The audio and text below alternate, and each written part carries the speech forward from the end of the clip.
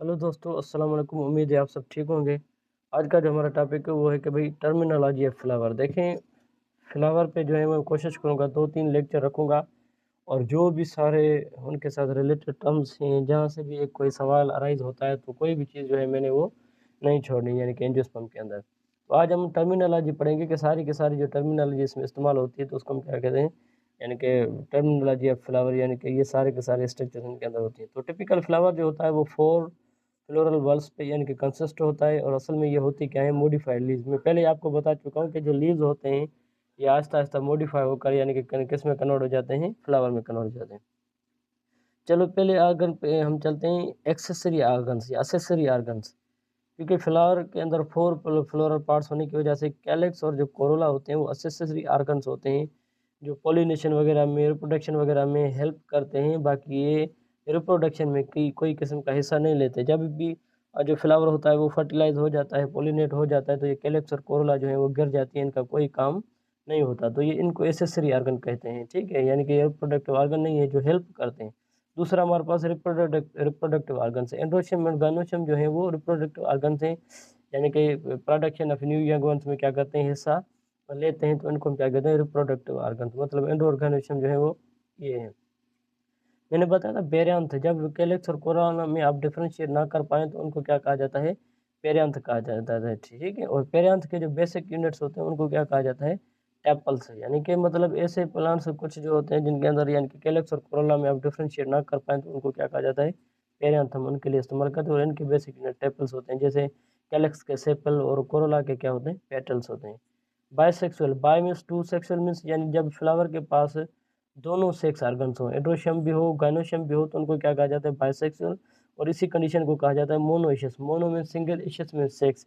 जब यानी कि एक ही हाउस हो या एक मोनो मीन्स सिंगल, इशस मीन्स हाउस, यानी कि एक ही फ्लावर के पास मेल सेक्स ऑर्गन भी हो, फीमेल सेक्स ऑर्गन भी हो, तो उनके लिए वर्ड इस्तेमाल करते हैं हम मोनोइशस, ठीक है। ये भी टर्मिनोलॉजी आप देखें, बायसेक्सुअल और मोनोइशस।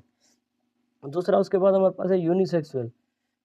यूनिसेक्सुअल में क्या होता है, जब फ्लावर के पास उन दोनों में से कोई एक हो, या एंड्रोशियम हो या गाइनोशियम हो, तो उनको हम क्या कहते हैं, यूनिसेक्सुअल। Uni means single. और ये डायोशियस है, मतलब जिनके दो हाउस हो, मेल एक जगह पे हो और फीमेल जो है वो दूसरी जगह पे हो, तो उनको हम क्या कहते हैं, यूनिसेक्सुअल, ठीक है। उसके बाद हमारे पास क्या है, स्टेमिनेट फ्लावर।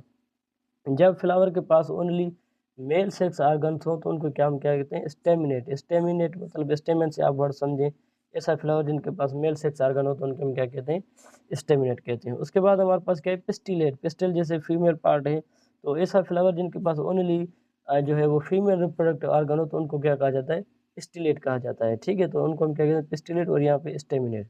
उसके बाद हम जब शक्ल पे आते हैं फ्लावर की, तो एक्टिनोमॉर्फिक ऐसा फ्लावर होता है, सिमेट्री में, सिमेट्री कहा जाता है उनकी शेप को, सिमेट्री में।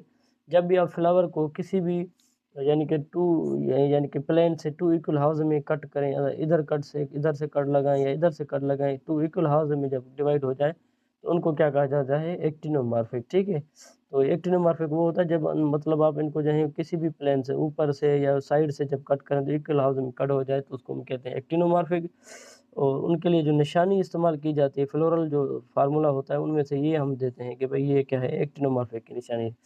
ज़ाइगोमॉर्फिक वो होता है जिनको आप एक प्लेन में कट करें, जो है वो कट हो जाएगा, अगर दूसरे में करेंगे तो वो इक्वली डिवाइड नहीं होगा। तो उनके लिए जो फ्लोरल फार्मूला में स्ट्रक्चर लगाई जाती है, यानी कि एक सर्कल निकालोगे उसमें जो है इनकम्प्लीट जो है वो प्लस लगाओगे, तो ये क्या है, ज़ाइगोमॉर्फिक है। अगर आप उनको इधर से कट करोगे तो इक्वली डिवाइड हो जाएगा, अगर इधर से करोगे तो इक्वली डिवाइड नहीं होगा, तो उसको हम क्या कहते हैं, ज़ाइगोमॉर्फिक। और तीसरा होता है कि हमारे पास असिमेट्री। असिमेट्री का मकसद ये होता है, means without symmetry means shape, यानी कि इरेगुलर शेप हो, जिनको कोई पर्टिकुलर शेप ना हो, यानी कि can not be divided into two similar half. अगर किसी भी प्लेन से अगर आप उसको कट करेंगे इधर से या इधर से, तो वो इक्वली जो है वो डिवाइड नहीं होगा। तो ऐसे किस्म के हम क्या कहते हैं, असिमेट्री कहते हैं, ठीक है। इंशाल्लाह नेक्स्ट लेक्चर में आपके साथ हाजिर होऊंगा, दुआ में याद रखेगा, क्योंकि उसमें जो है मैं सारे जो है वो टर्म्स जो रिमेनिंग है वो आपके साथ में कंप्लीट करने वाला हूँ। तो अगर आप मेरे चैनल पर न्यू हैं तो काइंडली मेरे चैनल को सब्सक्राइब करें, दुआ में याद रखेगा। शुक्रिया।